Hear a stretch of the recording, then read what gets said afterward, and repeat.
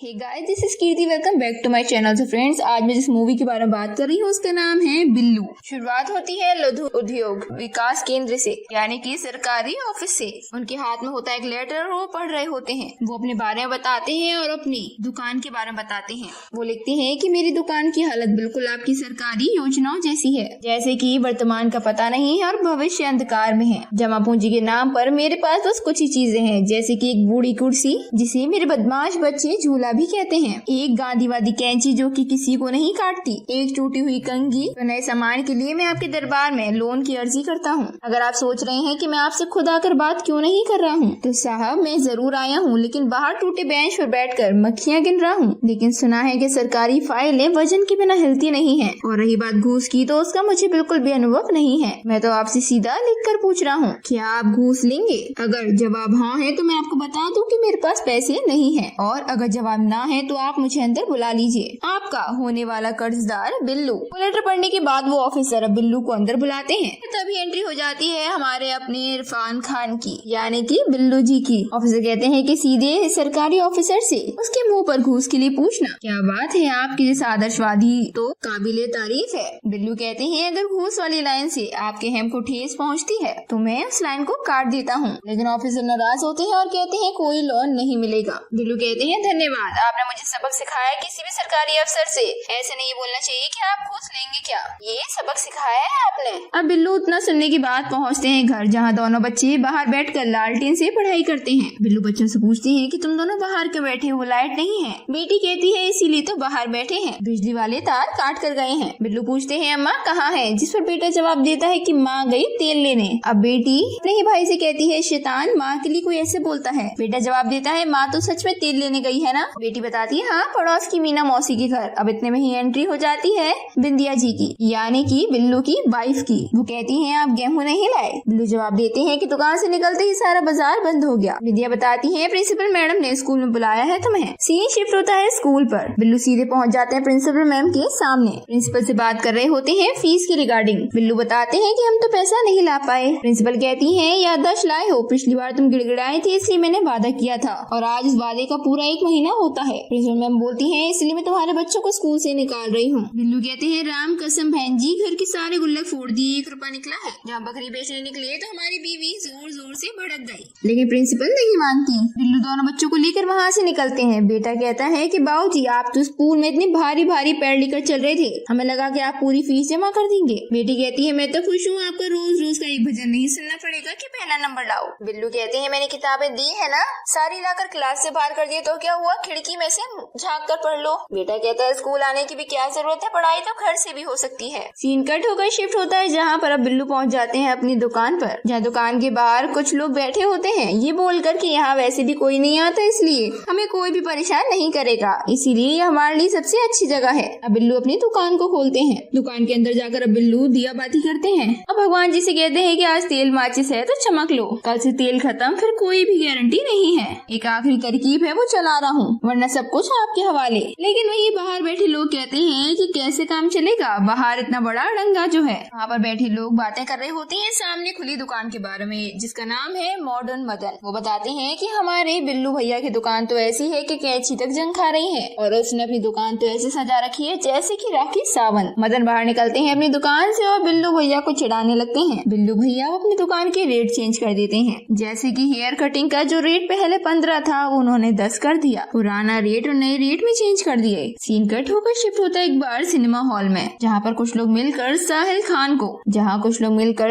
खान को अपनी मूवी की स्टोरी सुना रहे होते हैं। जेरी कहते हैं कि सर हमने आसमान में रहने वाले एक भाई की झलक देख ली और अब सफर शुरू, और वो निकलता है दूसरे भाई की तलाश में, और यहाँ से असली फिल्म शुरू होती है। साहिर जी जेरी पूरी स्टोरी सुनाते हैं मूवी की, जिसे सुनकर साहिर खान हंसने लगते हैं। अब बात हो रही होती है कि जुड़वा भाई कहाँ मिलने वाले हैं। जेरी कहते हैं गाँव में, ये शूटिंग होगी गाँव में, क्योंकि एक भाई मंगल से है और एक भाई होगा गाँव देहात से। साहिर जी पूछते हैं कि आप कौन से गाँव में शूट करने वाले हो? जेरी कहते हैं देखते हैं कि कौन सा सही होगा। तभी साहिर कहते हैं कि बुदबुदा गांव में शूट करते हैं, सुना है बहुत ही प्यारा सा गांव है। सीन कट होकर शिफ्ट होता है एक बार फिर से बिल्लू भैया की दुकान पर, जहां पर आते हैं जल्लन ये पूछते हुए कि बिल्लू हमें कोई डाकिया ढूंढ रहा था क्या, आज हमारी कविता प्रकाशित हुई अखबार में। ये सभी इस बात का मजाक बनाते हैं। जल्लन बताते हैं उसी का बस मनी ऑर्डर आने वाला था। तभी हम देखते हैं कि दामचंद जी आते जाते हैं अपने कुछ लोगों के साथ और कहते हैं कि बिल्लू ने तो रेत गिरा दी है, आज ही सब कुछ करवा लेता हूँ। तभी रामचंद्र के आदमी कहते हैं कि भैया जी अभी तो आपने बाल कटाए थे।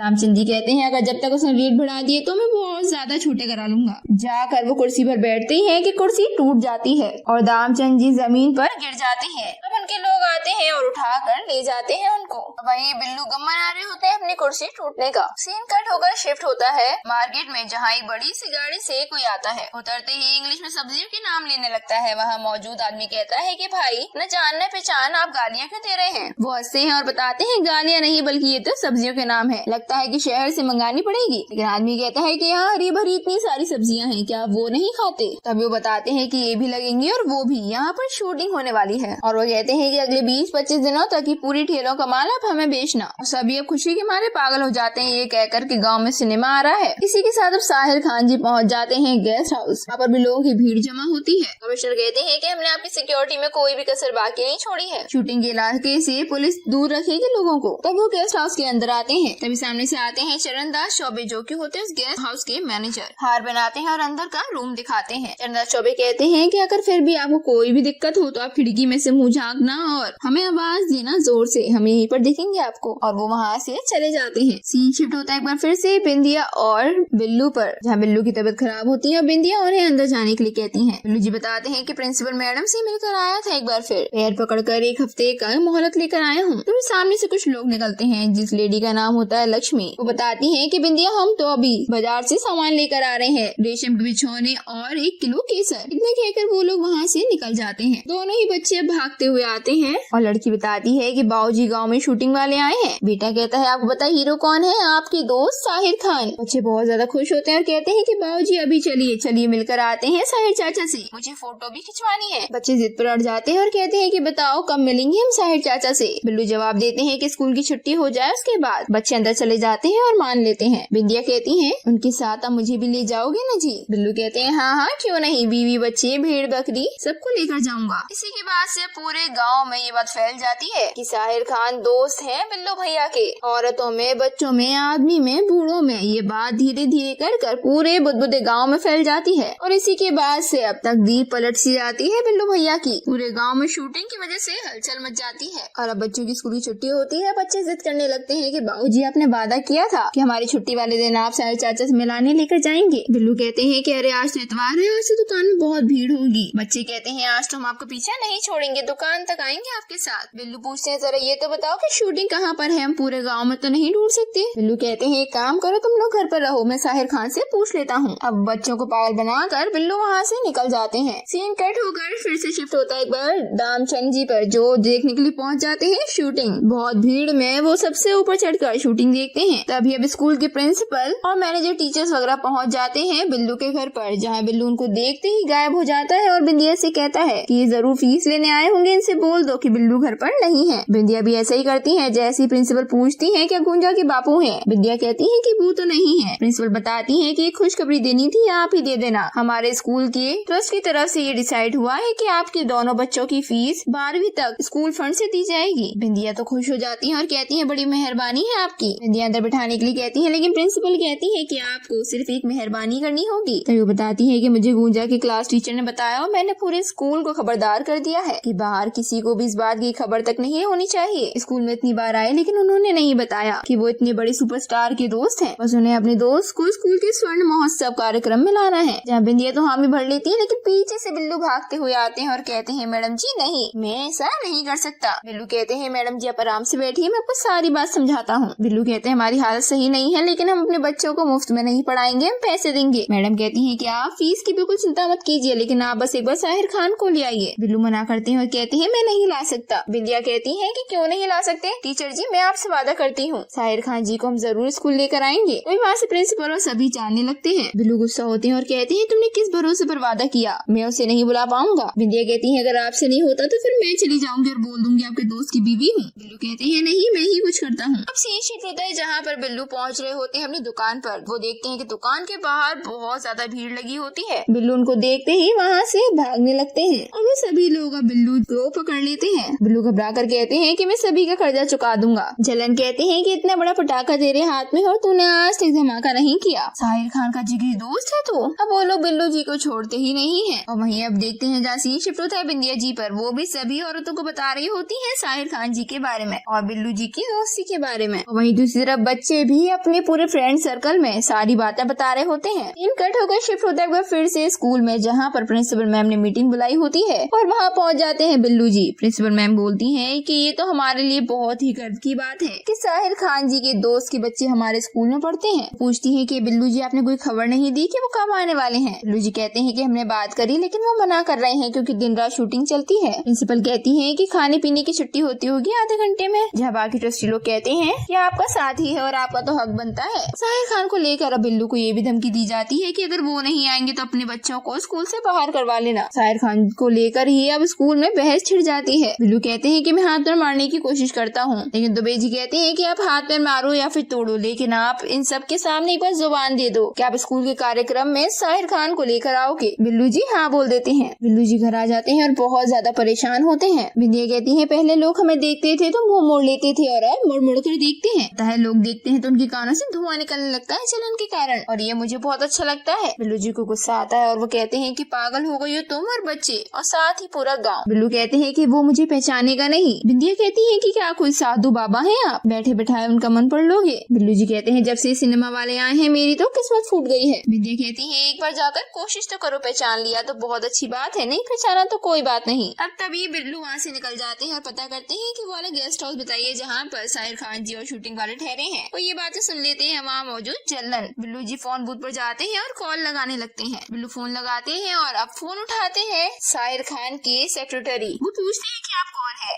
जहाँ बिल्लू घबराते हुए बताते हैं कि मैं बिल्लू बार-बार। वो मुझे जानते हैं, आप एक बार फोन उनको दे दीजिए। लेकिन तभी यशवंत उल्टा सीधा बोलते हैं और कहते हैं कि ऐसे यहाँ कितने फोन आते हैं और अगर दोबारा फोन किया तो उठाकर सीधा पुलिस के हवाले करूंगा। फोन बूथ के बाहर जैसे कि पूरा गांव इकट्ठा हो जाता है सुनने के लिए। यशवंत बहुत ज्यादा उल्टा सीधा बोलते हैं बिल्लू को और बिल्लू सिर्फ सबको दिखाने के लिए फोन पर अभी भी बात कर रहे होते हैं और अंदर से बुरी तरह से टूट जाते हैं बिल्लू ये सब सुनने के बाद। जैसे ही फोन बूथ के बाहर निकलते हैं पूरा गाँव इकट्ठा होकर बिल्लू से पूछने लगता है। बिल्लू बताते हैं वो भी नहा रहे हैं और बोले बाद में आएंगे घर पर। पूरा गाँव ये बात सुन के ही पागल सा हो जाता है और बिल्लू अपनी नजरों में ही गिर जाते हैं। सीन कट होकर एक बार फिर से शिफ्ट होता है बिल्लू जी की दुकान पर, जहाँ वो शेविंग कर रहे होते हैं। लेकिन अब वहाँ पर पहुँच जाते हैं दामचंद जी एक बढ़िया सी चेयर और शीशा लेकर, जो की होती है बिल्लू के दुकान के लिए। दामचंद जी कहते हैं कि बिल्लू भाई के लिए कोई सस्ती चीज आएगी क्या? अब ये मत बोलना कि 25,000 की है। वहाँ मौजूद लोग कहते हैं कि तेरी तो लॉटरी लग गई बिल्लू, पूरी दुकान का हुलिया बदल देते हैं दामचंद जी। बिल्लू कहते हैं कि मुझे ये सब नहीं चाहिए, इतनी मेहरबानी का कारण क्या है? दामचंद कहते हैं कि मुझे कोई ब्याज नहीं चाहिए तो मूल दे देना। बिल्लू कहते हैं क्या चाहते हैं आप हमसे?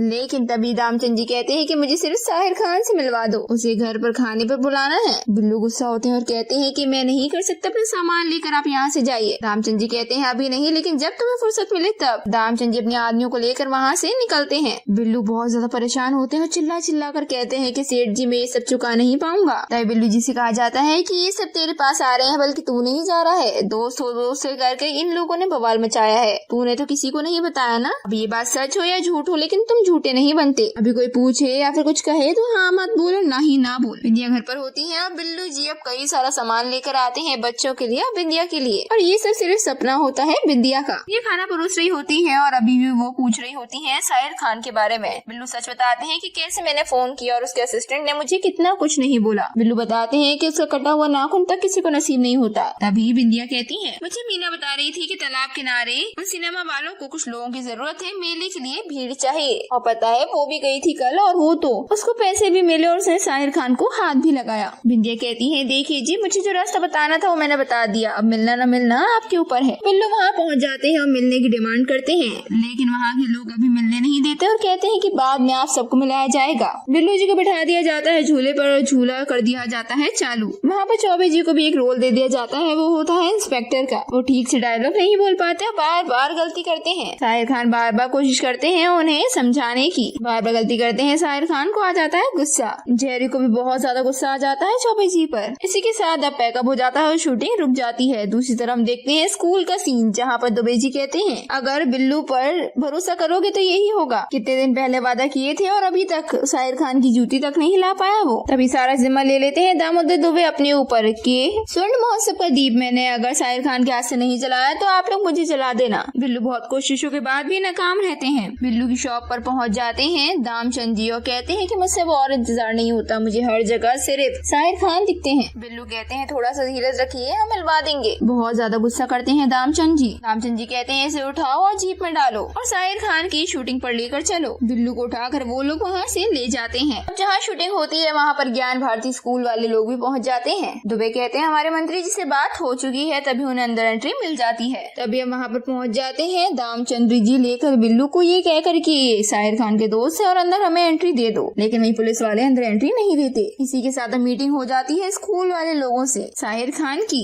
दुबे जी भी अपनी लंबी लंबी हाकने लगती है और इस वजह से साहिर खान हो जाते हैं गुस्सा। वो बोलते हैं आप ऐसे बात कर रहे हैं जैसे आप बहुत अच्छे से जानते हैं हमारी फिल्म इंडस्ट्री को। हमारी फिल्म इंडस्ट्री एक पूरी फैमिली है, तो ये सब पर्सनल है और आप रहने दीजिए। दुबे जी कहते हैं लेकिन एक बात आप लोगों में ठसाठस भरी हुई है, पैसा, घमंड और गर्मी, और आप सब लोगों को ऐसा लगता है कि हम हैं तो दुनिया है। इतने में ही प्रिंसिपल कहती है कि हम तो स्कूल की बात करने आए हैं। पूछती हैं सर आप कार्यक्रम में आएंगे ना? दुबे जी कहते हैं कि मंत्री जी ने कहा है, क्यों नहीं आएंगे, आ ही गए समझो। साहिर खान कहते हैं ए दुबे तुम भी अच्छे समझ लो कि मैं किसी और के इशारों पर नाचने वालों में से नहीं हूँ। आपके लिए ये सब तमाशा होगा लेकिन हमारे लिए काम है। साहिर खान कहते हैं मैं माफी चाहूंगा प्रिंसिपल साहिबा, मैं नहीं आ पाऊंगा। वहाँ से वो लोग चले जाते हैं। प्रिंसिपल जाती है और एक बार फिर से मनाती है कि इस एक नालायक आदमी की वजह से आप हजारों लोगों का दिल मत तोड़िए। हमारे गाँव वाले आपको सुकून से देख सकेंगे, प्लीज आप मना मत कीजिए। साहिर खान कहते हैं ठीक है मैं आ जाऊंगा, लेकिन उसे थोड़ा दूर रखिएगा, शूटिंग के आखिरी दिन में आ जाऊंगा। और अब गेट पर हंगामा मच जाता है। वहीं पर दामचंद्र के लोग वहाँ पर हाथापाई भी कर देते हैं, पुलिस को मारने लगते हैं। तब ये पूरे में ही अफरा तफरी मच जाती है। अब बिल्लू वहाँ से दूर भाग जाते हैं बचते हुए। सभी गाँव वालों को अब पुलिस स्टेशन में बिठा दिया जाता है। इंस्पेक्टर कहते हैं आप लोगों को जरा सा भी अंदाजा है कितना संगीन जुर्म किया है आप लोगों ने, 10-15 साल के लिए अंदर हो सकते हो। वो बताते हैं कि हमारे साथ बिल्लू भाई भी थे।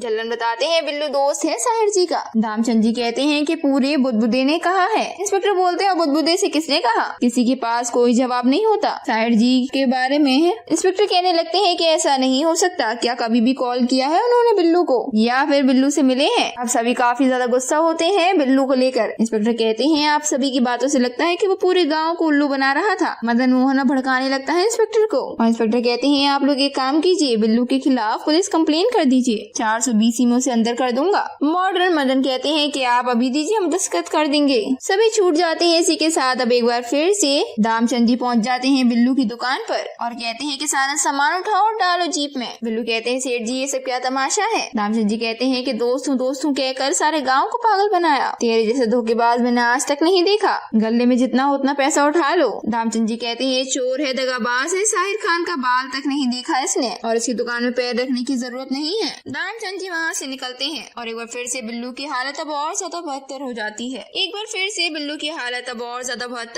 है। इंस्पेक्टर आते हैं, बिल्लू से कहते हैं कि थाने चल। बिल्लू घबरा जाते हैं और पूछते हैं मैंने क्या किया? इंस्पेक्टर कहते हैं लोगों का खूब ठगा है तूने और अब पूछ रहा है क्या किया है। अब बिल्लू को पुलिस पकड़कर वहाँ से ले जा रही होती है। बिंदिया घर पर बैठे बैठे इंतजार कर रही होती है बिल्लू के आने का। हम वही कोई बिल्लू की बेल करा लाते हैं और ये कहते हैं कि बिल्लू इस बात को ज्यादा दिमाग पर मत लेना, वकील का पैसा वैसे सब हो गया है, एक डरावना सपना समझकर भूल जाए ये सब। अब बाहर खड़ी होती है बिंदिया और ये सब देखकर काफी ज्यादा परेशान हो जाती है। अब धीरे धीरे गाँव वाले मजाक बनाने लगते हैं बिंदिया का और बिल्लू का। बिंदिया भी काफी ज्यादा शर्मिंदा होती है। सीन शिफ्ट होता है एक बार स्कूल पर, जहाँ पर स्कूल में सेलिब्रेशन होता है और साहिर खान जी का होता है इंतजार। दोनों बच्चे भी अब स्कूल के लिए भागते हैं। बिंदिया शांत होती है और बिल्लू जी से कहती है एक बात पूछूं आपसे, कि आप सच में जानते हैं साहिर खान को? बिल्लू परेशान होते कहते हैं कि मैं जानता हूँ कि नहीं, इसमें अपने जीने मरने का क्या फर्क होता है, मेरा भी मन कर रहा है उनसे एक बार मिल लूं। बिल्लू कहते हैं जाओ, रुको बहुत भीड़ होगी, अकेले मत जाओ, पूरा गाँव अब स्कूल में इकट्ठा होता है। और ये दुबे सबसे आगे खड़े होते हैं स्वागत के लिए। प्रिंसिपल मैम कहती है अगर साहिर जी ने इन्हें देखा तो वो उल्टे पाँव लौट जाएंगे। तो दुबे जी को वहाँ से बातों बातों में वहाँ से हटा दिया जाता है। दुबे जी को एक कमरे में लाकर बंद कर दिया जाता है। तभी एंट्री हो जाती है साहिर खान जी की। स्टेज पर जाकर बैठ जाते हैं। वहीं अब दूसरी तरफ बिल्लू और बिंदिया भी उस तरफ बढ़ रहे होते हैं। बिल्लू बाहर से देख रहे होते हैं और बिंदिया भी काफी ज्यादा दूर खड़े होकर देख रही होती है साहिर खान को। गाँव वालों से अपनी बातचीत करते हैं साहिर खान। बिल्लू दोस्ती के बारे में बात करते हैं और कहते हैं कि आज आप सभी बच्चों पर पहनने के लिए अच्छे कपड़े हैं, पढ़ने के लिए किताबें हैं, लेकिन आप यकीन नहीं मानेंगे कि मेरे बचपन में मेरे पास कुछ कुछ नहीं था। मेरा बचपन बहुत ही साधारण और मामूली सा था। मैं पहले सिर्फ साहिर था। मेरे पिताजी बहुत गरीब थे। कहने को कुछ नहीं था मेरे पास, लेकिन कहते हैं ना कोई आपके जीवन में ऐसा आता है जो अपनी छवि छोड़ जाता है, हमारी मस्ती हमारी मुसीबतों का हिस्सेदार बन जाता है, हमारा दोस्त बन जाता है। मेरे बचपन में भी मेरा एक ऐसा साथी था, मेरा सहारा, मेरे खुदा की रोशनी, बिल्लू।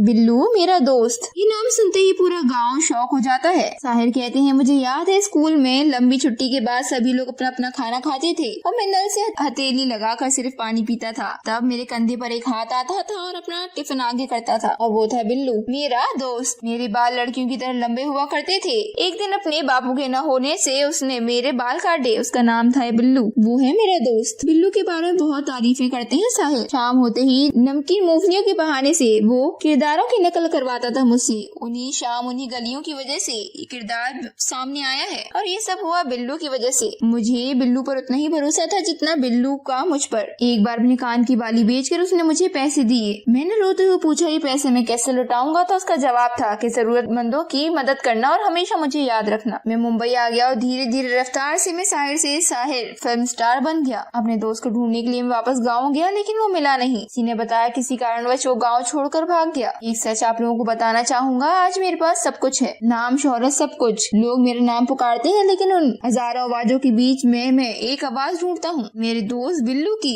अब ये सब सुनने के बाद बिल्लू घर पर आ जाते हैं, पीछे पीछे बिंदिया भी, और कहती है कि आपने कभी कुछ बताया नहीं जी, कि आपने कान की बालियां भी बेची और वो टिफिन वाली बात। लेकिन उन्हें तो सब याद है। बिल्लू कहते हैं, मुझे भी लगता नहीं था कि उसे सब कुछ याद होगा। मैं इसी खुशी के साथ सारी जिंदगी गुजार सकता हूँ कि साहिर आज भी मुझे याद करता है। मुझे उससे कुछ नहीं चाहिए, उसका दिल बहुत बड़ा है। तभी देखो कहाँ किस मुकाम पर खड़ा है। तभी अब दोनों बच्चे आते हैं, डुग्गू और गूंजा। बच्चे रोते हैं, जहाँ बिंदिया सवाल करती है कि प्रोग्राम खत्म हो गया। डुग्गू कहते हैं, नहीं, रोना आया इसलिए भाग आए, और आकर अपने पापा के पैरों पर बैठ जाते हैं। कहते हैं कि हमें माफ कर दो बाबूजी, हमने बहुत बड़ी गलती की है। बिल्लू समझाते हैं और कहते हैं, अगर मैं तुम्हारे जितना होता तो मैं भी यही करता। तभी अब सामने आकर खड़े हो जाते हैं साहिर खान। बिल्लू कहते हैं, तुमने जो कुछ कहा सब सुना मैंने, बहुत गलत सोचता था मैं कि तुम सब कुछ भूल भाल गए होंगे। साहिर कहते हैं, मैं भूल गया, तुम्हें कितना ढूंढा फिर भी कहीं नहीं मिले। क्या तुम्हारा एक बार भी मन नहीं हुआ मुझसे मिलने का? बिल्लू इमोशनल होते हैं और कहते हैं, समय बहुत तेजी से भागा और तू बहुत आगे निकल गया यार। मैं नहीं चाहता था तू इस हालत में मुझे देखे, बस शर्म थी। तभी कहते हैं साहिर खान, शर्म थी और वो भी मुझसे।